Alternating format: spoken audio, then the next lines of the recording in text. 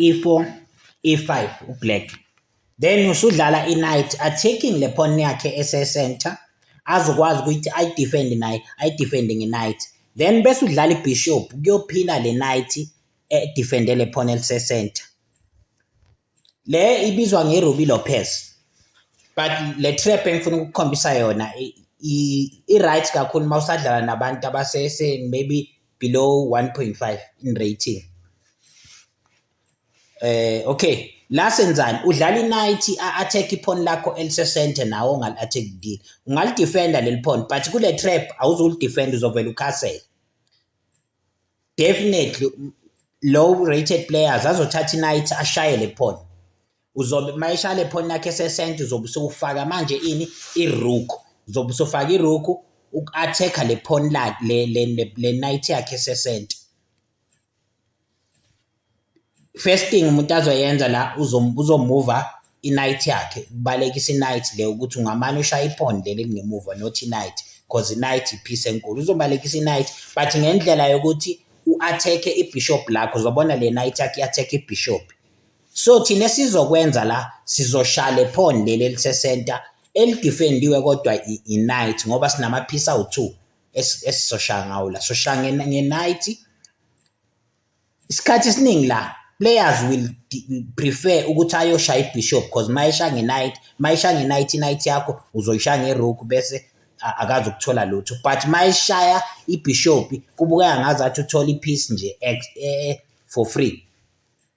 So uzothatha i-knight yakhe ashaya i-bishop.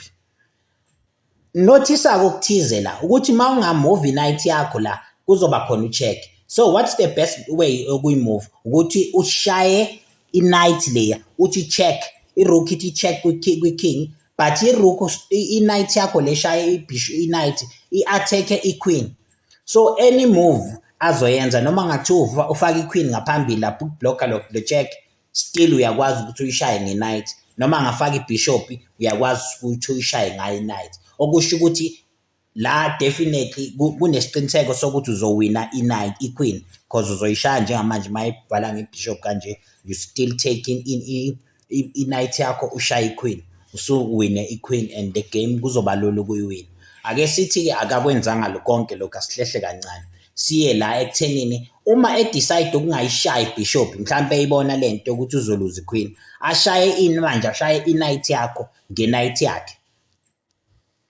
Ukuthi wenza njani kwisimo esikanje, uzothatha i-knight yakhe manje because leya knight iphiniwe kodwa iyakwazi ukunyakaza, uzoshaya i-knight right. Ungakwazi wena ukuthatha i-rook yakho ushaye i-knight yakhe uthi check, yabo into ongakwazi ukuyenza but asizukwenza, sizodlala manje thina i-knight kube ngazathi sidefender leya bishop yethu e-attackiwe, still usasephambili manje ngani nge-knight, yabo.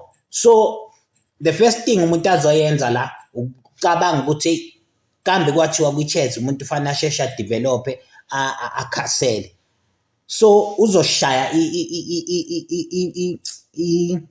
i-bishop le-free le bishop e-free ukwenzela ukuthi akwazi ukukhasela, not really free but akwazi ukuthi asuse i-knight yakhe lapha akwazi ukukhasela. Uzobe usushaya wena le knight manje, mayiqeda kushaya i-bishop uthi check, le rook i-attack-a le knight at the same time iyenza u-check lapha.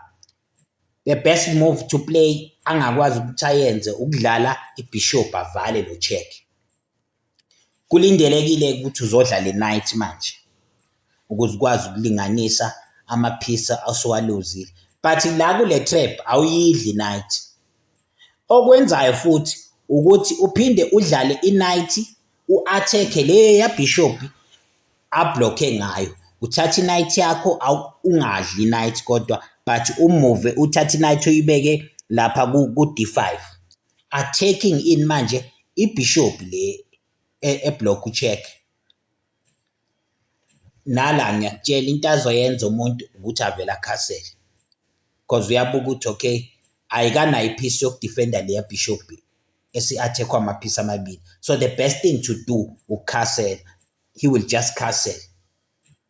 Uma ekhasela lapho uzobe usuthatha i-knight ushaya i-bishop, take the knight and ushaya i-bishop check because vele ilona ibishop ebesitargetile ukuthi siyalifuna, check. Uma edla ngequeen le knight uzodla iqueen yakhe ngerook, so it's a losing move, akusinto azoyenza, so uzomuva ngeking yakhe.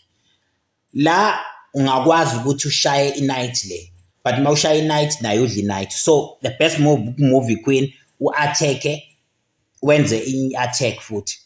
Uzofuna ukuthi akasuse le rook yakho because le rook iyona edefende le knight yakho, because uma engamove i-knight yakhe nje kufana nemove nelokhu zengekho, so uzophusha u-d6 attacking irook and also avulela ibishop because amapiece akhe awadevelopile njengamanje.